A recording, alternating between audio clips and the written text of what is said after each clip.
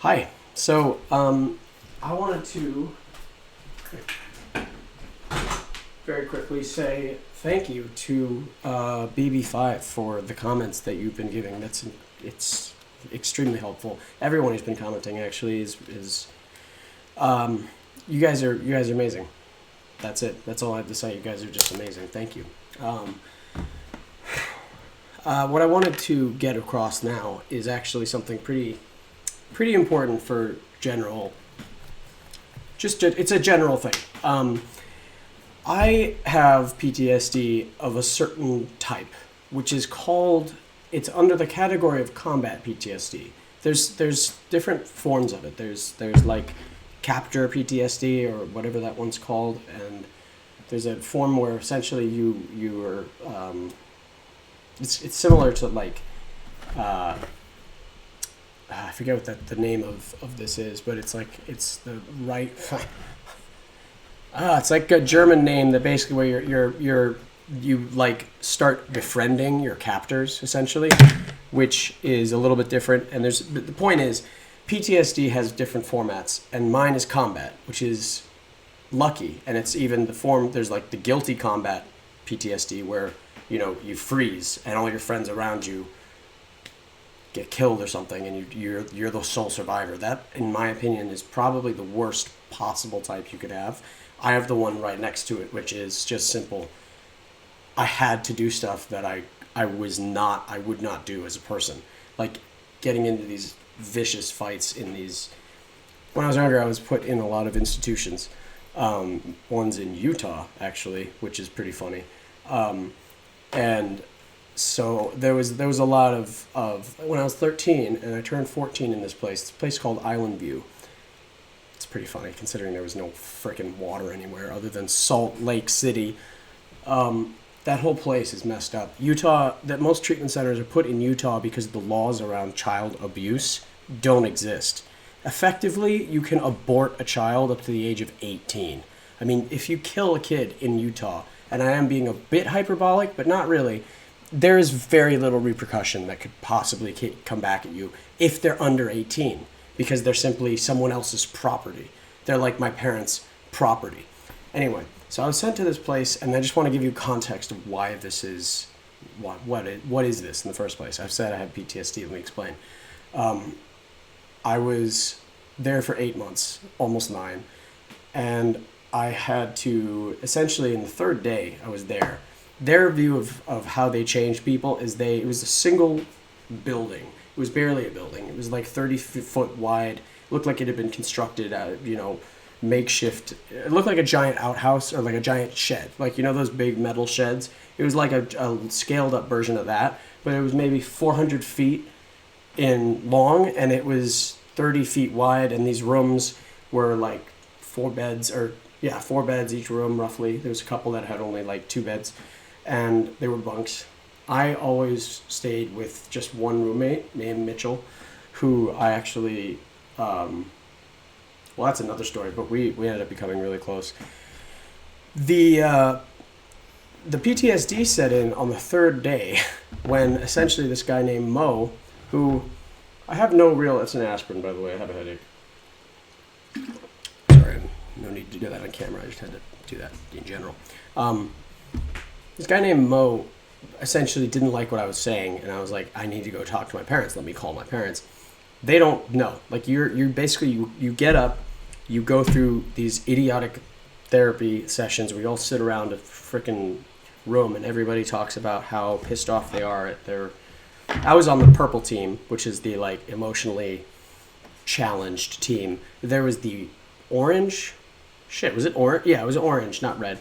There was the orange team, which were more just brutal, physically violent, dangerous people, and they were right next door on the other side of this single hallway, just one big hallway. And I was, on the third day, I freaked out. It was terrifying. I was like, first they strip search you, obviously, and they make you, like, shower down with this, like, lice shit. It felt like you're just, like, a fucking cattle. You are cattle in this place. And the thing that they do there is they use physical pain as their main tool. They break kids like the same way you would break a horse. You literally just punch them until they do what you say. And I, as a person, especially with CF, my whole outlook on life with CF is fight it. Fight through everything. There is nothing that will stop me. I am an unstoppable force moving forwards, and there's, you have to convince me for me to do what you say. And they were like, nah, we don't. We just have to beat you until you do what we say. And their version of that was they would do these wrist locks where they would pelican you, like a pelican, yeah, where they would grab with both hands, one hand here, another hand on the other side, and then they'd squeeze it on one man on either side of your arm, so you look like this, and they have your wrists in wrist locks. So even if you tried to like sweep their legs, which I only did twice successfully out of the 400,000 times I've been taken down at this place, because I just refused. I was like, fuck no. I will never be broken by pain or by violence. And pain to me was nothing. I mean, this is actually, this damage where my hand is, the middle finger tendon, so I don't mean to flip you guys off, the middle finger tendon is squished into a billion pieces, and it's actually all bound up, and it's not really there. Whereas, like you're supposed to have yeah, you get it. It's all squishy and just kind of melted into frayed into the bones in my hand. That was from punching a brick wall enough times, finally so hard that I was 13 or 14, I was 180 pounds ish, 170 to 185. And I was fat, I was big. It was just that I stopped growing up when I was 12. Anyway, so at this point, I had been to 3 other treatment centers. I don't even know if I should say this, but this is where I want to explain the PTSD, and I'm in a place right now where I think I can, so I will. So when I was there, it was the 3rd day. This guy Mo comes over, who is actually this guy from Sierra Leone. He was an Olympic volleyball player, oddly enough, ex-Olympic volleyball player. Forget his last name. I don't think I ever knew his last name, actually.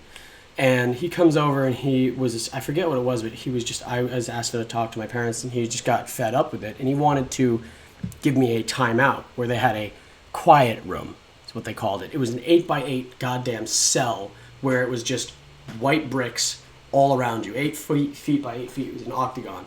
And aspirin was stuck in my throat.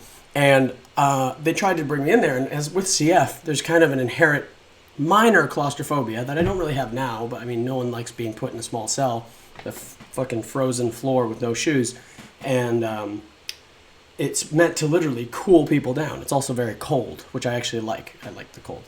So he tried to put me in there, and I was like, dude, okay, I'm not going to go in there.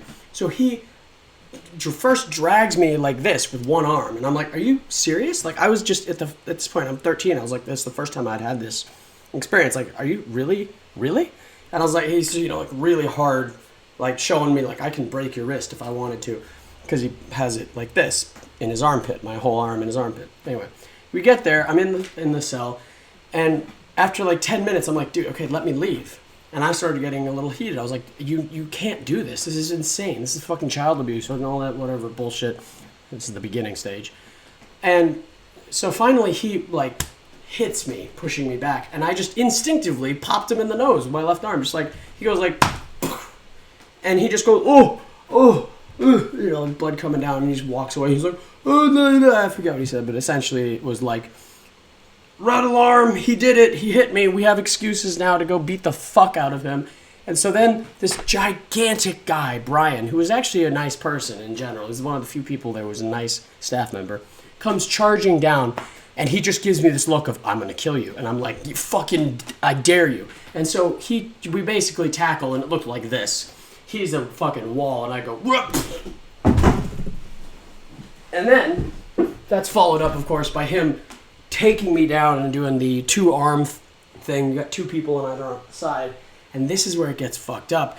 They put their goddamn knees on my back, crushing my chest, so I really couldn't breathe. Very first time I was there, they knocked me out over 20 minutes. It took almost 10 full minutes, which felt like hours. I thought I'd been there for 2 hours, I swear to God, because I couldn't breathe, but I could just barely pull enough air in. And I was telling them, I can't breathe, you're killing me. And that was where I developed the initial PTSD, because I, at that point, was going rabid, because I was literally being killed. I was being taken down. Finally, the nurse comes over, my hands are blue, my feet are fucking blue, And they're like, Jesus, get off him, he has CF. Finally, they get off me, and I'm just like, all I remember is this. I'm like trying to use my arms. I'm not this built at this point. I can't really do anything. But that made me realize, okay, these guys are willing to kill. They're really willing to kill. And that mental switch was so damning, because that was where I realized this is the level human beings can get to. There is a level of true evil in the world that does not need to exist, but it's there, and it's almost embedded in people in a weird way. At least that's what I thought when I was younger. So months go by, and there's nothing to do here other than you go work out. You like once a day. You get to, at the end of the day, go to a gym. They had a small gym. They actually had a fucking rock climbing wall, oddly enough. And I can't describe how little a space this was, but anyway. Yeah, so we would go in a line. I was making friends and, talking to these people, but it's a cell. It's jail. Imagine jail. Okay, that's a great starting point. But with no iron bars, only brick walls instead. Just like I said, 30 feet wide. There's rooms on either side, large group bathrooms. And throughout this whole time, I'm basically trying to metabolize, oh my God. So like if I swing at them, they said they would call the police and I'd be arrested and sent to somewhere called Provo Canyon. Google that shit, I dare you. 3 months in, there's a riot started by the orange team. All the purple guys, us. It's kind of funny with the shirts. It's kind of purple, right? Anyway, we're the purple team. They're the orange team. They started a riot on their side, and there's like a double door that closes. It doesn't really close. It's like one of those, like, in the middle of a hallway. It's just these two. You know what I'm saying? You know, say, like, it's just whatever. It's a very thin wooden door.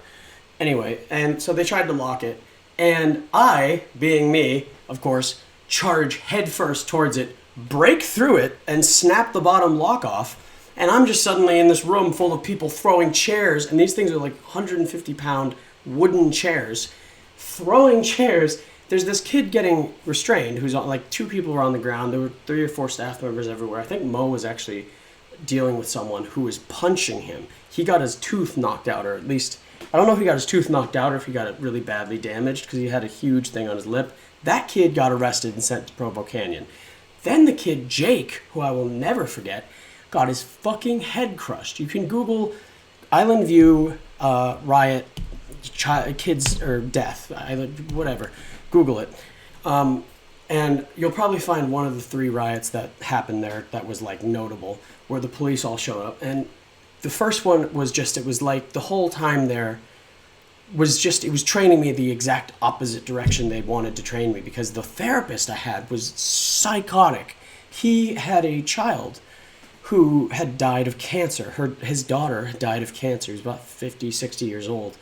And he was in mourning, and he was trying to metabolize that. I helped him throughout our therapy sessions get over essentially the mental effects of, well, no, I helped him understand that his child probably was okay with it. If she was probably understood what was happening and was actually not, it doesn't matter, because I have a chronic lung disease. I was told I was going to die before I was 18 at one point. I mean, I went through the 5 stages of grief and all that, and that's another story. But, like, this therapist was insane. He actually said at one point, roughly 4 months in, and I never made it past the 2nd level. Once you have to get to, like, test level. What doesn't matter, because every 2 or 3 days something would happen where things would erupt, or someone would just start talking about whatever issue was too sensitive to go near, and it would pop off.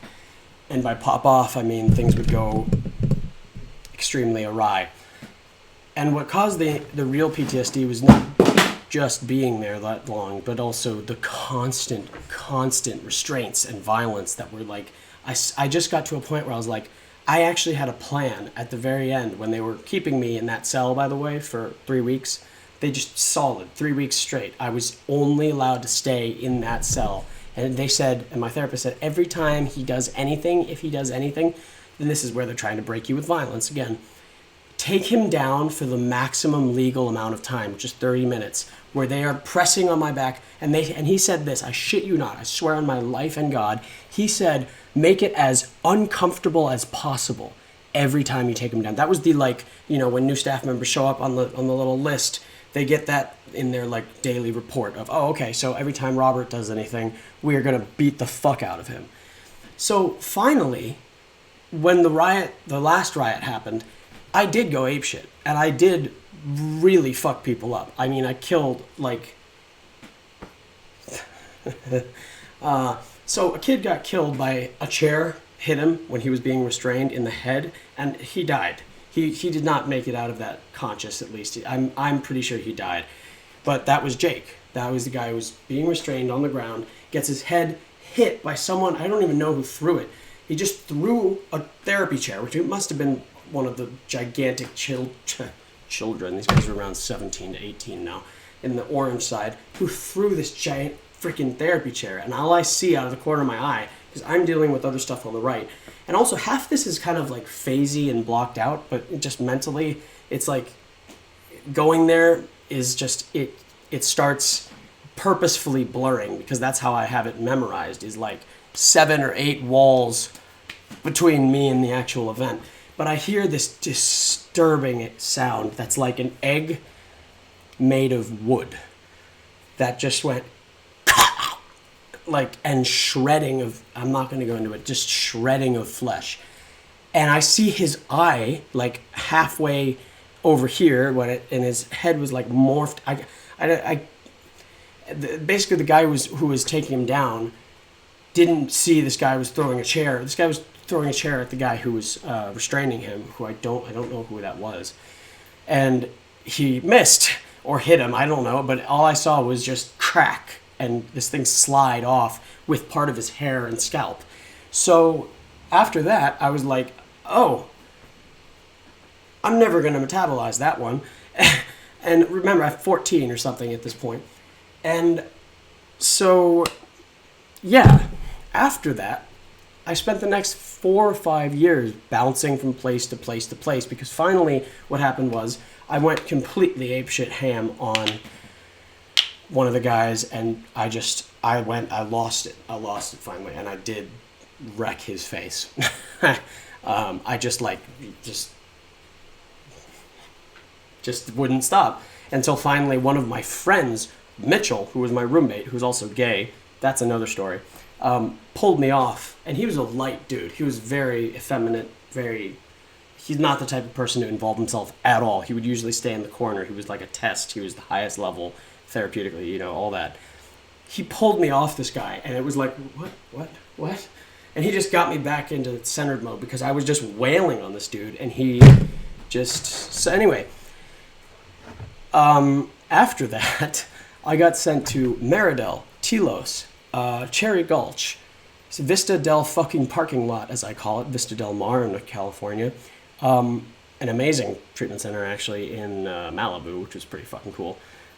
Which, of course, at that point, I'm already traumatized. I'm a veteran at this point. I come into this place where we're getting, like, food. Everything's amazing. There's a fucking Wii. Are you shitting me? You know, like, all this stuff. And I'm just like, if any of you little bitches have a fucking problem at this point, get out. You're just, what is wrong with you? You have a damn Wii. You have personal chefs. So that was I can't remember the name. Visions. Yes, I can. Visions in Malibu. So that was where I ended up, that was the first time I actually tried to kill myself. So, why am I saying all this? I don't know, I'm giving you a history. You want a history of my life? This is it.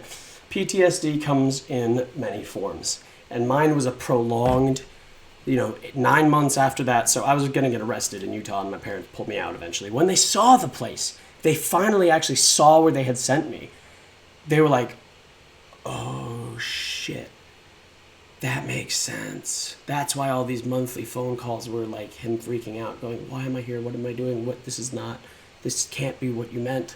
And they didn't mean to send me there. It was just to Island View. Now I'm talking about Island View, the first place. It's actually the second place. But it was just like, that was my life. It was an institution. And each one I would destroy from the inside out. So at Visions was the first time that I took like, I broke into the nurse cabinet. It was a little house. It was an actual house with a 2-house property. Broke into the little nurse cabinet, took all of the Ativan, and don't remember what happened for the next 2 days because I was trying to die because I just couldn't handle it. And, well, at least I decided I didn't want to. And, I just don't remember anything for the next 2 days, but other than I think I threw an entire cup of coffee through the wall, just a normal wall, like one of these type of walls, and it was the one between the living room where the Wii is and the nice, gigantic, huge black couch. It was like 2 black couches combined, essentially.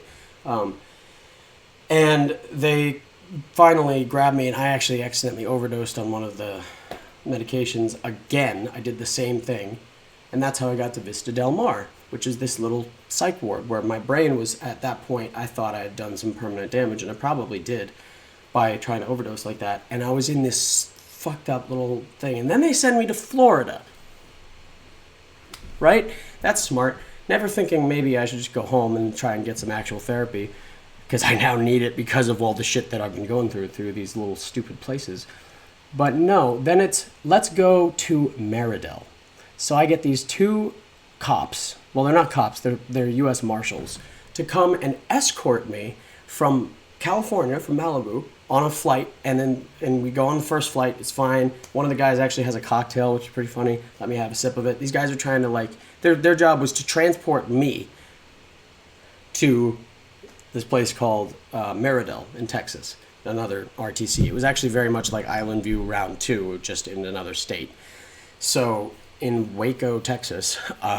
So in the changeover in the flight, when we were in Phoenix, Arizona, I went into the bathroom, and of course the whole time I'm thinking I will take any opportunity to escape I get at all. There's a bathroom on the corner of this airport. So here's the airport, right? Here's the bathroom. Here's the side that goes down to the escalators where you go outside, right outside. And then this is the place right on this side where this is the bathroom entrance. This is the place where we're supposed to go. That's our flight area. I go in here, and there happens to be in the bathroom, there was actually a hallway, not a hallway, it was the janitor's closet, which connects the men's and the women's room. It was open by random dumb luck. And these 2 guys, these 2 marshals are sitting out there. One of them was a pretty buff black dude who I would get squished by if I tried to mess with. The other guy was a really lean, kind of I don't know how to describe him, just like a lean military, a very military guy, but not built. He was just very lean and cut and old. He was maybe 40 something. Anyway, I don't remember these guys' names. That's what's killing me. These guys transported me 3 times too, and transport means just take me from state to state.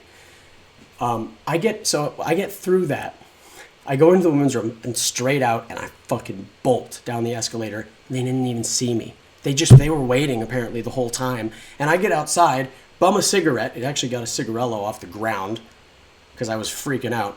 And I just go walking in my shitty leather shoes. I wonder if I have those. Actually, that would be great to show. Do I? I can't find them right now.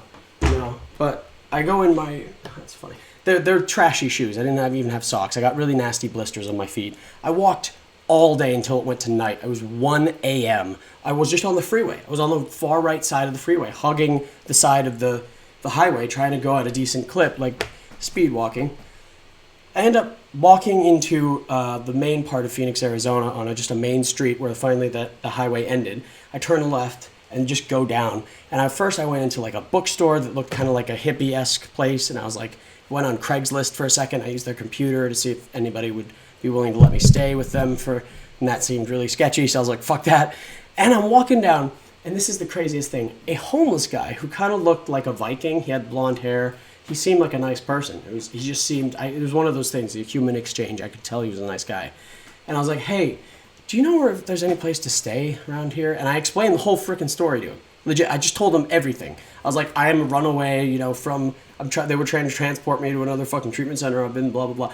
And he was like, yeah, well, you can stay with me. You may have to watch me shoot up heroin. And I was like, I don't, okay. Yeah, that's, you're not going to offend me, my guy. It's cool. And he was like, yeah, sure, you can stay with me. I only have a shed. And I was kind of like, I was 15, roughly around this time, so 15 or 16. I go with him. He has his friend, he's living in, it's the sketchy ass part of town. It took us like 50 to 120 minutes to get there. It took a while. I have no idea. I have no conception of time. It took a while. It was like 3 a.m. when we got there. And he had this tiny outdoor shed in his friend's backyard, which he gave me a sleeping bag, and it was a concrete floor, and that was it. And he, had this little setup it was just like a tiny mini desk, and that was it. He was just nice. We were just talking. He was truly, I also knew physically at this point I was big. I was very accustomed to violence and very unafraid of entering into fights. So I was not worried about him at all. And he also I cannot describe how chill this guy was. He was just a good person. And then we go panhandling the next day. So I sleep there on the concrete. I wake up feeling like trash because I hadn't eaten anything. I needed my medications. I was on, a bunch of, I think I was on gabapentin at the time for my back, because this is after I broke my back, which is a whole other story. And so I'm wandering around. Finally, what happened was we met up with a friend of his. I don't know why I'm going so into depth with this story. It's just kind of cool. And he finally, I remember we went to a hotel after all day. We were just walking around, randomly. He would go into the bathroom and shoot up. And then I'd be like waiting outside. He was eating gummy worms, and he would always get these $1 chicken sandwiches from McDonald's after he would just beg for change. Legit, but he did it nicely in a way. So, and he was always walking around with the dope walk, which was not that severe. I remember thinking he's not really he doesn't seem like a drug addict to me. Well, obviously he does. Just doesn't seem like that type. Anyway, finally I had to call my dad from a fucking hotel in the middle of Phoenix. And he calls the same transport team. They come and find me. And the transport guy was nice enough, the same guys who were like, how the f did you do that? They, basically, they gave the guy $20 per my request just for being nice to me, and I wanted to do something for him. So then I go to Meridel. And now we get back on the flight. The guy slept by the door. He was in his, we took me to a hotel. I remember they called the doctor at Meridel, and they said, only give him 300 out of his 2,400 milligrams. Give him, 300 milligram thing of gabapentin, which did nothing for my pain. That was the main reason I called them. Otherwise, I would have stayed there, frankly. I would have been like, you guys, have fun. I'll see you guys in 6 months. Anyway, so that was that. And then I got in Meridel, and then there's the whole other, basically a repeat of Island View, only a much smaller area. And we have a place to work out and a much bigger field where we get to have more free time in the open. But we had to take our shoes off when we went outside, unless you're the high level, or you've been there long enough. I forget the level system there. I'm not going to go through all of that, but it ended again in a riot. This is the one where this fucking asshole kid was kicking someone in the head who was trying to restrain another person. He was a prick. He was a bad asshole. And I clotheslined him off nicely. We kind of knew each other. We didn't really like each other, but we kind of knew each other all right. We didn't dislike each other. I clotheslined him off. I tackled another staff member off of somebody else. That got me in trouble. This is during the end riot. I was there for 6 months, roughly. For 6 months. And it was just, at the very end, we both got arrested, right? So the dipshit asshole guy who should have been arrested, who was kicking this person in the head, who I got off of him, or got him off of, he and I were arrested, handcuffed, and put in the backseat of the truck, or whatever car thing that was. It was like it wasn't a normal cop car, it was like an SUV type. So we're in the back, and we're thinking just joking and laughing and that was blah, blah, blah. Oh yeah, did you see when I tackled, what's his name, blah, blah, blah. But I never threw a punch. Because I learned at this point, if you do that, you'll get arrested. What I did was I actually got this guy off of someone who was getting his freaking head kicked in. And someone comes up to the car. They open the door and they say, Robert, come out. And they uncuff me. And because I had saved this staff member, they were like, yeah, this kid Robert wasn't really doing anything. And they did like me there. He gets freaking sent to wherever. He was arrested. They pressed charges. And I got out of that one. The next day, I'm in my desk. I'm used to sitting, by the way, at a desk, a blue desk facing a fucking wall for like weeks at a time. That was all I did. I would just sit there and I would write these assignments. They were just random therapy prompts that you could freaking auto-generate these on like, a Google search. That were just like, okay, why do you think you XYZ? And honestly, I wish I had copies of everything I wrote because I could make a whole book. But I had been doing that for a very long time separately. But so I was used to that, and I'm thinking, oh shit, well, I'm just gonna do this for the rest of my time here, aren't I? I'm never gonna go outside again. And so I'm just sitting there, and all of a sudden I feel this, like I'm, like this, and I have this, and I turn around, and I'm like, what the fuck? It's my dad. In Texas. We don't live there, by the way. We live in not Texas, Boston. You know that. So I just turn around, like, and he's like, what do you say we get out of here? And I'm like, what? Okay, yeah. And this was like the day after a fucking riot. I'm thinking I'm like probably still gonna get charged, I knew I had evaded that, but so then we spent 3 days with my dad's millionaire friend, Martin,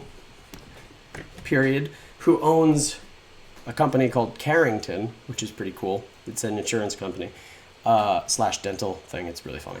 And so we stay at I go from that to a goddamn mansion. We have a $400,000 bottle of tequila or some shit. And wasn't tequila, was it?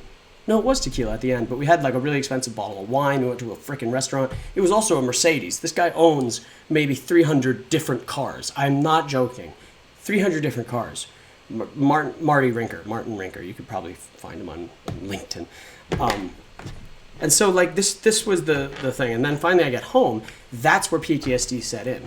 When I'm at home here, this exact room, every time I heard a cop car go by, I would be sent fully into a panic attack, unable to breathe. I couldn't catch my breath yet. I was hyperventilating, hands tingling. And many times what would happen is I would freak out so much. I ran through my fence at one point. What's a wooden fence? And I'm 100 pounds, so whatever. It was pretty funny actually, but not really because I was in a terrible panic mode. But it became almost like a routine that every Friday the police would show up and they would chase me down, and basically my parents wanted 3 days off, so they would section me. So then I got used to going to the psych ward, which was a joke because they then got to know me and they were like, dude, you're fine, you have PTSD if anything, and that's about it. But like you're why do they keep doing this? And that became its own problem because now at this point I am accustomed to violence. I'm used to this routine. I'm immune to therapy, and I'm also violently traumatized, completely fucked up, and there's like infinite layers of pain and unbearable shit. And then there's CF and all the shit that came with that before I even went to these places. So that's a brief history of Robert. So I know that's a shitload to metabolize, and also it sounds crazy. It is crazy. I had an incredibly outrageous early life that I should probably write about. But I'm actually kind of glad I made this video because it's the first time I've ever actually said that in any kind of public venue. And while I'm very aware it's probably not a smart idea to, go around touting this, but this is, I could write a whole book on each of the places I went to. And I went to, let's recap, Cherry Gulch. I didn't even talk about that one. That one's in Idaho. I had a great time there when I was 12. That was the first one. I was there for about 3 months. I'm not going into that. There was a whole farm. We were on the side of a cliff. Type in Cherry Gulch, RTC in Google, and you'll find where I was in Idaho. That was my favorite, by the way. It was perfect. It was beautiful, and it was awesome. There were horses. There were goats. It was great. So Cherry Gulch, Island View, Vista Del Mar. Island View, Visions, Vista Del Mar. Oh, there's 2 wilderness programs I left out. One in the Uinta Mountains in Utah for 2 weeks, where it was literally 40 below freezing. I'm not kidding. At night, it would go to 40 below freezing. We had to all stay in a tent. And then the first wilderness program was, what was it called? ALE. It's kind of funny. The Adirondack Leadership Expeditions, where I was in basically making it, I'd build a tent out of a tarp. We had one blue tarp and a bunch of string. Anyway, I'm not going into this, but so ALE, Island View, Cherry Gulch, Vista Del Mar, the million times I went to various psych wards. We'll just make that the thumb since it's the biggest finger and many times, and I'm not going to count them all. Island View, Cherry Gulch, Vista Del Mar, Wilderness 1, psych wards, Wilderness 2, which was the one you went to mountains, not in New Hampshire, and then, Maridel, Visions, and Telos. Totally forgot about Telos, by the way. Telos is probably the second best, if not the best. They have to force you have to make, you have to actually complete a triathlon before you can leave. It's incredible. That one's actually a really good place. I, again, was not, at that point, I was like, no. So, I bombed out a lot of places. And then finally I come back here, and that's when the PTSD sets in, is like 10, let's say 10 places plus, made me finally, when I got here, I think it was getting on the buprenorphine that really just calmed everything down. At first it made things worse because it just was like I couldn't sense anything, and that made the heightened, combat awareness freak out. And I was just like, oh fuck, I need to be able to feel this, like pain is not a problem for me, I don't care. But once that set in, that calmed things down, is what I'm saying. So I got a good psychiatrist, a really good one, who dealt with the PTSD with me.